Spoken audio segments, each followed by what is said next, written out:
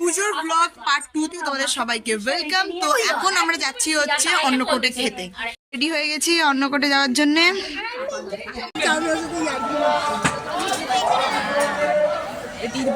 ঠিক আছে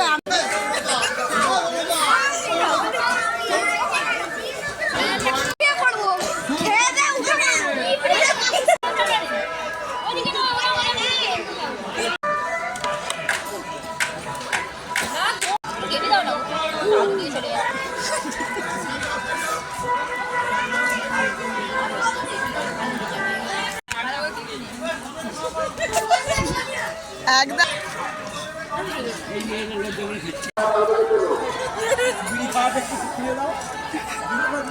ফাইনালি আমাদের খাওয়া দাওয়া শেষ হয়ে গেছে। কালকে আসে হচ্ছে অর্কেস্ট্রা, তো তোমাদের সাথে দেখা হচ্ছে একদম কালকে সন্ধ্যেবেলা। সো গাইস আজ হচ্ছে আমাদের অর্কেস্ট্রা আর আমরা অর্কেস্ট্রাতে যাওয়ার জন্য রেডি হয়ে গেছি। এটা বোন, এটা আমি। তো চলো একদম অর্কেস্ট্রা গিয়ে তোমাদের সাথে দেখা হবে। যেহেতু আমি তোমাদেরকে বলেছিলাম যে পুজোর ব্লগের পার্ট 2 আনবো, এটা হচ্ছে পার্ট 2। তো তোমরা দেখতেই পাচ্ছ যে এখানে স্টেজের লাইটিং এর কাজ ফুললি কমপ্লিট হয়ে গেছে। লাইটিং এর কাজ আর কিছু বাকি নেই, এবার খালি যারা গান গাইতে আসবে তাদের আসার অপেক্ষা। অর্কেস্ট্রা শুরু হওয়ার আগেই মায়ের সন্ধ্যা আরতি শুরু হয়ে গেছে।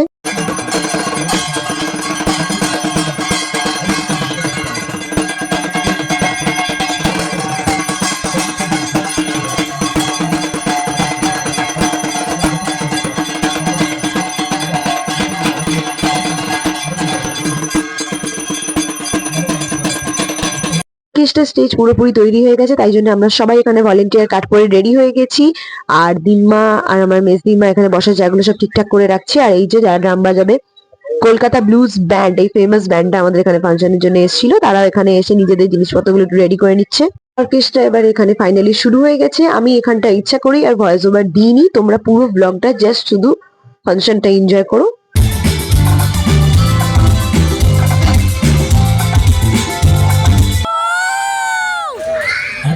একটু জোর করে আওয়াজ করতে হবে, একটু আওয়াজ হোক। মার গুরুদের রুটি চিনি দিয়ে চাপ ফু দিয়ে এই আওয়াজটা চাই, কি আওয়াজ। চলো পরবর্তী গানে আসবো।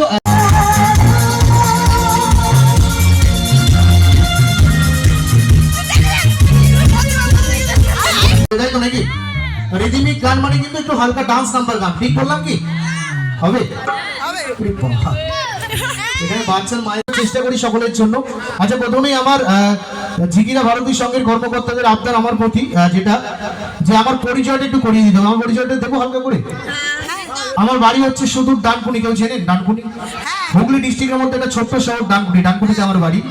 আর আপনাদের এখানে যখন আমি অনুষ্ঠান করতে আসছিলাম, ট্রেনে করে আসছিলাম, তো ভিড় টেনে উঠেছি, গেটের সামনে দাঁড়িয়েছি, তো কোথা থেকে একটা লোক, মোটা ভদ্র লোক, এই ভুঁড়িওয়ালা মাল আমার পাশে এসে দাঁড়িয়েছে নয়, ঠিক আছে, মাল খালি এরকম করেই যাচ্ছে, এরকম করেই যাচ্ছে, এরকম করেই যাচ্ছে। এবার আমি সেই ভদ্রলোককে বলছি, দাদা দেখতে পাচ্ছেন তো ভিড় টেন, আপনি একটু ভালোভাবে দাঁড়ান না। আমার কথা মোটে শুনছে না, মাল খালি এরকম করেই যাচ্ছে, এরকম করেই যাচ্ছে, এরকম করেই যাচ্ছে। তখন আমি সেই ভদ্রলোককে বললাম, আমি বাঙালির ছেলে আছি, রেগে গেছি। রেগে গিয়ে বলছেন, মিস্টার কি ভেবেছেন ট্রেনটা আপনার রিজার্ভ করা নাকি? তো যখনই বলেছি তখন সেই ভদ্রলোক আমাকে বলছে, এই যে দাদা কি বলবো, আমার না প্রচুর জ্বর। তখন আমি বললাম, আরে জ্বর নয়, ঠিক আছে, আপনি এরম করছেন কেন? তখন আমাকে বলছে, এই যে দাদা আমাকে ডক্টর বলেছে ওষুধ নাড়িয়ে খেতে। তখন আমি বললাম, আরে নাড়িয়ে খেতে বলেছে নয়, ঠিক আছে, আপনি এরম করছেন কেন? তখন আমাকে বলছে, এই যে দাদা কি করবো, ভিড় ট্রেনের মধ্যে উঠে পড়েছি, মুখের মধ্যে ওষুধ আর মুখের মধ্যে জল, তাই একটু পেটের মধ্যে নাড়িয়ে নিচ্ছি, একটু নাড়িয়ে নিচ্ছি, একটু নাড়িয়ে নিচ্ছি। তো মালটাকে দেখার পর আমি ট্রেনের ভিতর দিকে ঢুকে গেছি। তো ঢোকবার পর একটা বসবার সিট পেয়েছি। তো যখনই বসতে গেছি দেখি আইবুড়ো ঠাকুমা বসে আছে। তা আপনারা সকলেই ভাববেন আই বুড়ো ঠাকুর মানে আবার কি, তাই তো নাকি? এটা এখন বলবো না, অনুষ্ঠান শেষে বলবো, এখন বললে আর বাড়ি যেতে পারবো না, পরে বলবো, এখন বলবো না। তো যেই দেখেছি আই বুড়ো ঠাকুমা বসে আছে, আর আমি ছোটবেলা থেকে ঠাকুমা দেখলে একটু ঝপং করে থাকি। তো যেই দেখেছি ঠাকুমার হাতটা ধরেছি, ধরে হোয়াটসঅ্যাপ হয় না, হোয়াটসঅ্যাপ নাম্বারটা নেবো বলে। তো যখনই ঠাকুমার হোয়াটসঅ্যাপ নাম্বারটা নিতে গেছি, কোথা থেকে এক ভদ্রলোক এসছে, এসে বলছে এই পা তুলে দেবো, এই পা তুলে দেবো, এই পা তুলে দেবো। তখন ঠাকুমা আমাকে বলছি, এই যে বাবা, এ কি চোখে কানা নাকি রে, দেখতে পাই না, এই ভিড় ট্রেনের মধ্যে কোথায় পাটা তুলবে? তখন সেই ভদ্রলোককে বললাম, দাদা দেখতে পাচ্ছেন তো ভিড় ট্রেন, আপনি কোথায় পা তুলবেন? তখন সেই ভদ্রলোক আমাকে বলছে, এই যে দাদা, আমি পা তুলে দেবো বলছি না, এই যে পাতি লেবু দেবো, পাতি লেবু দেবো, পাতি লেবু দেবো। পরের স্টেশনে আবার ঠাকুমার সাথে গল্প করছি, কোথা থেকে আরেক ভদ্রলোক এসছে, এসে বলছে এই কামড়ে দেবো, হ্যাঁ এই কামড়ে দেবো, হ্যাঁ এই কামড়ে দেবো, হ্যাঁ। তখন ঠাকুমা আমাকে বলছে, এই যে বাবা, একজন তো পা তুলে দিয়ে চলে গেল, এবার কোথায় কামড়াবে রে? তখন আমি সেই ভদ্রলোককে বললাম, দাদা একজন পা তুলে দিয়ে চলে গেছে, আপনি কোথায় কামড়াবেন? তখন সেই ভদ্রলোক আমাকে বলছে, এই যে দাদা, আমি কামড়াবো বলছি না, এই যে কমলা লেবু দেবো, কমলা লেবু দেবো, কমলা লেবু দেবো, যদি ভালো লাগে একটু হাতের দালি পাবো, একটু হাতের দালি পাবো।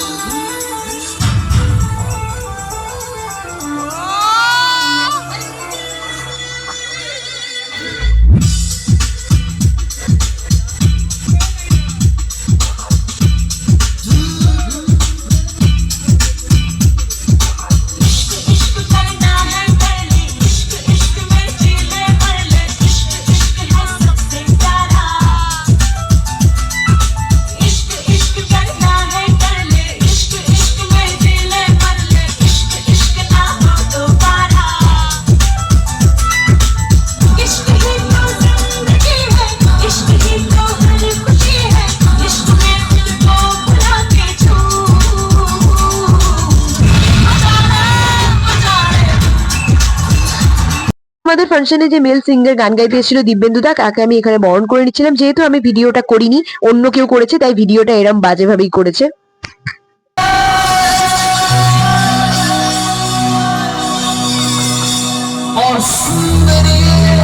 সৃষ্টি হবি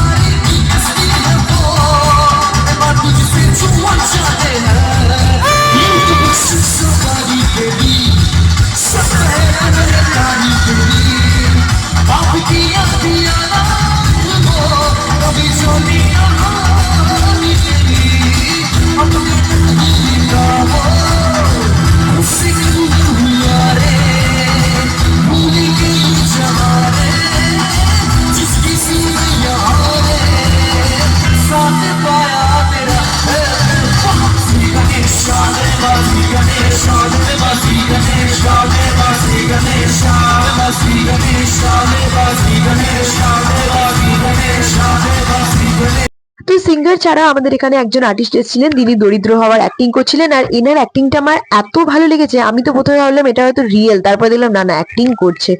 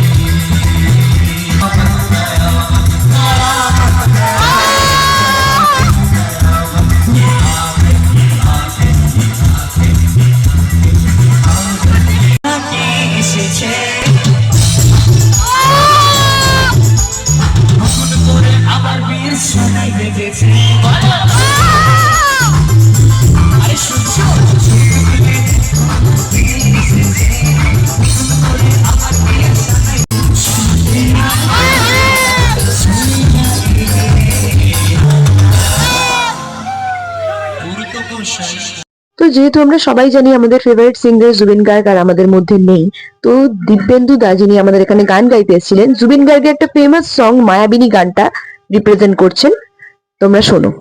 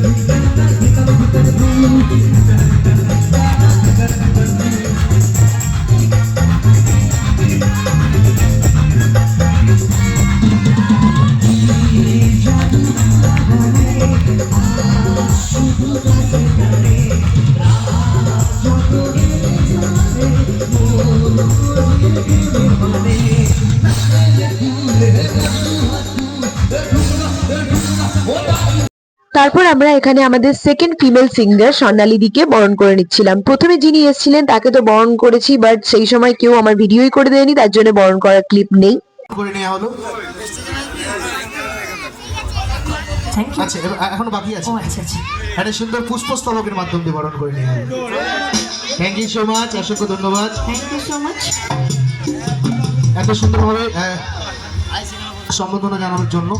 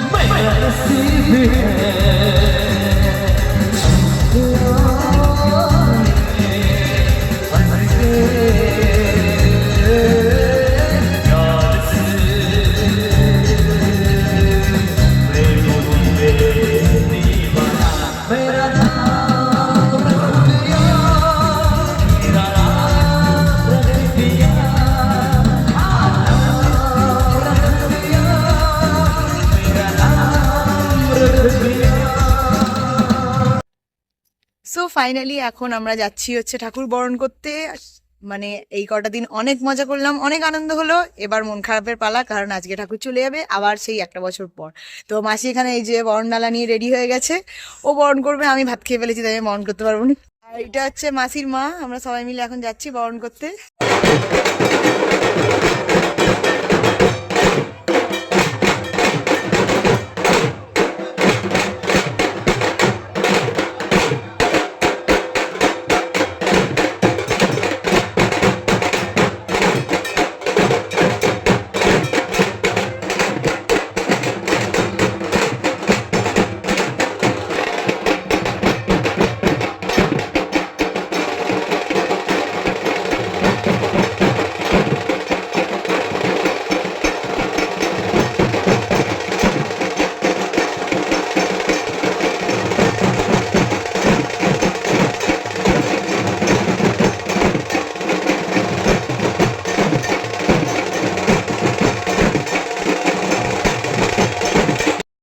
কাকিমারা ওখানে সব ঠাকুর বরণ করছে আর তার মধ্যে এরা এখানে ভাই নাচা শুরু করে দিয়েছে।